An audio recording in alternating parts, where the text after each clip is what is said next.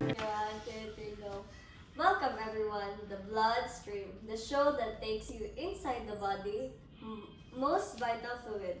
I am Michelle Saga de EGUARAS, and today we're discussing the blood. To guide us, please help me welcome our resident expert, Regina Macas, Doctor of Hematology.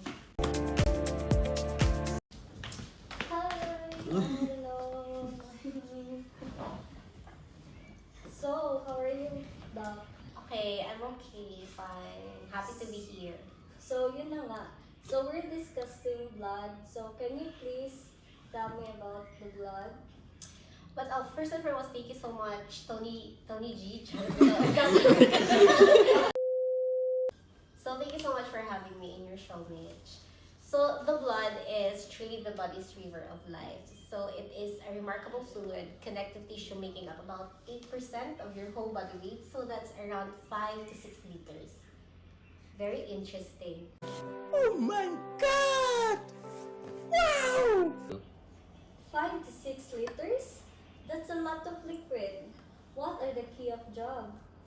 Well, basically, their jobs are categorized in three. So that's distribution, protection, and regulation. So for distribution, it actually helps transport the oxygen and the nutrients into the body. For regulation, it helps regulates the body temperature. So and the pH as well. That's 7.35 to 745 pH. And for protection, the RBC helps in blood loss and fights against infection. So that's the three jobs of our RBC. And help me welcome Rosaline Tumilap.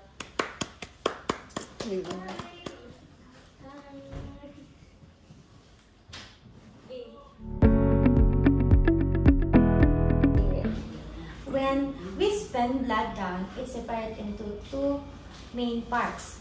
The top is the yellowish liquid plasma with 55%, and the bottom is the cellular fraction.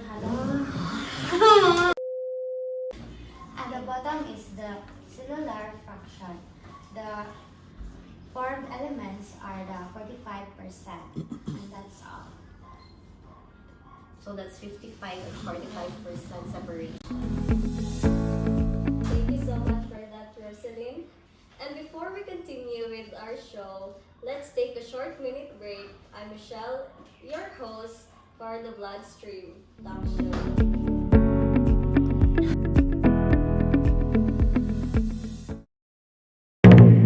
No camera tricks were used in this commercial. Just BioLink VCO 5-minute hot oil for intense moisture, now also in shampoo.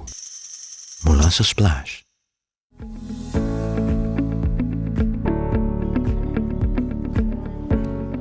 So Vince, you talk about albumin. You're the most abundant in plasma. What is your secrets to dominance? So, I'm the key to osmotic pressure. I stop the water from leaving the bloodstream and essentially keeping the fluid volume correct. I also moonlight as a major transport molecule for other substances. Thank you. Okay. And Ace, your favorite gen. And you sound like you're involved in drama. So what is your role? Well, when there's a breach, I'm called into action. I'm a soluble protein, and during clotting, I'm converted into fibrin, which is a sticky, insoluble string that makes the uh, makes the mishmash work for a strong blood clot. Thank you so much. And lastly, gamma gluten. You're explaining gamma gluten. It sounds like it's body secret agent. So can you explain it further? That's right. We are the antibodies. We recognize and neutralize specific threats, bacteria, viruses, and other pathogens. We are the precision weapons of the immune system. So thank you so much, Vince, Ace, and Joaquin, for that knowledgeable you discussed. And stay tuned, we will be back, Bloodstream Talk Show.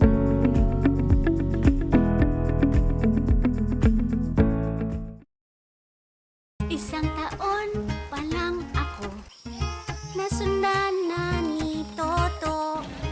Grade 2, 8 taon pa lang, 4 na bata ang inaalagaan. Grade 6, 12 na ako, kasing dami na ng pamilya ko. Sabi mo, pasensya na, walang pera kaya mag-drop out ka. Inakup, sabi mo kami mahal nyo. Ari ko pati kayo nagplano. Sana hindi gutom at nag-aaral pa. Alaga't malusog ang buong pamilya. Ang planadong buhay ay maayos na buhay.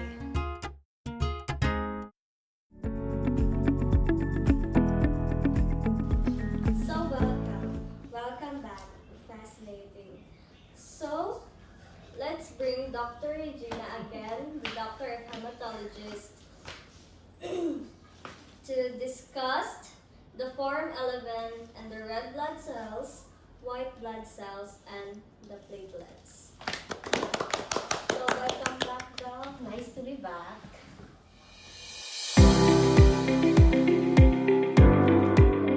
So, for now, Doc, I just want you to tell what is the formed elements. So the RBCs, or they're also called erythrocytes, are the oxygen haulers. So their definite features actually is they are biconcave discs to maximize surface area. And they are enucleate, meaning they don't have a nucleus because they make space for the hemoglobin. That's a protein that binds the oxygen. So, can I ask you, is the RBC is the red blood cells? Yes, RBCs are the red blood cells. Okay. And we have another guest here to discuss and how does the body regulate their production. Help me welcome Shella Motohod. So, welcome. When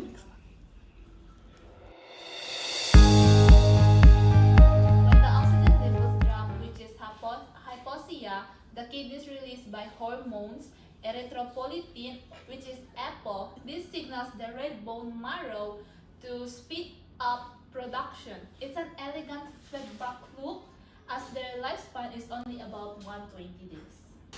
So for now, Dr. Regine, may I ask, how does the immune system or how do the WBCs or leukocytes, how they operate?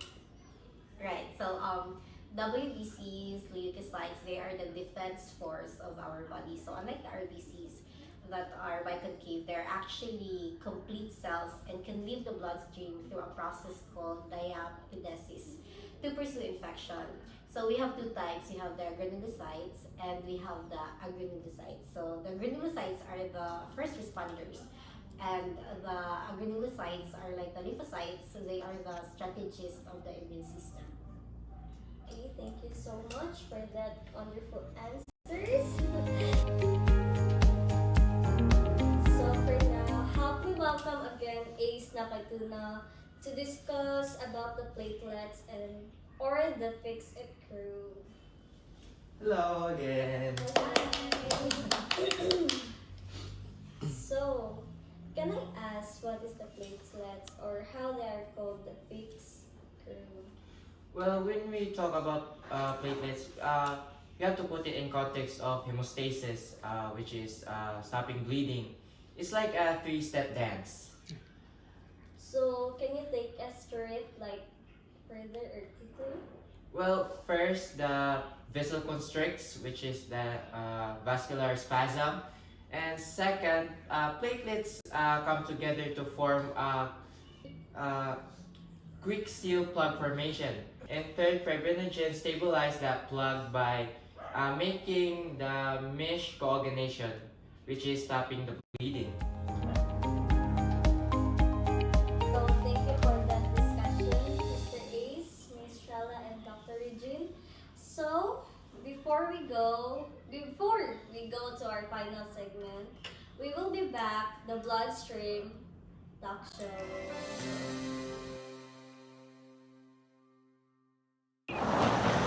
O anak, ingat ah. Yes, pa.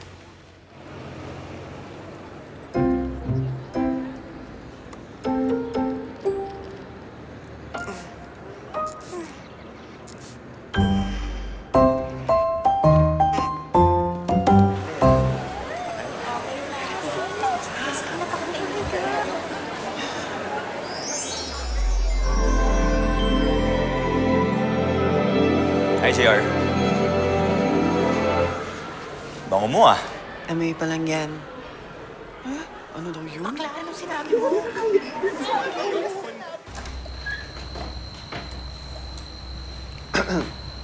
Oh! Bless po. Amoy chicks ang anak ko ah. Dami lang po nagpapapansin sa school pa. Okay lang yan. Bango mo ah. Mas mabango ka. Bless po. Ano? Girlfriend mo na? Ito talaga pa.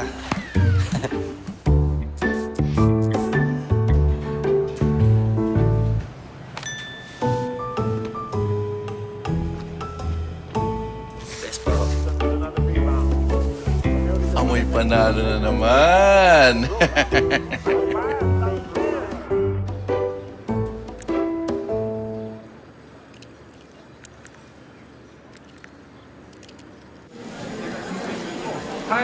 Hi, Vince.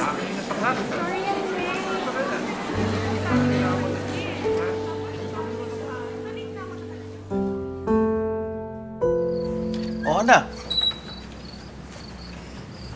Oh, ano, wala na? Kailan ka pa magkikwento? Next time na lang po, pa.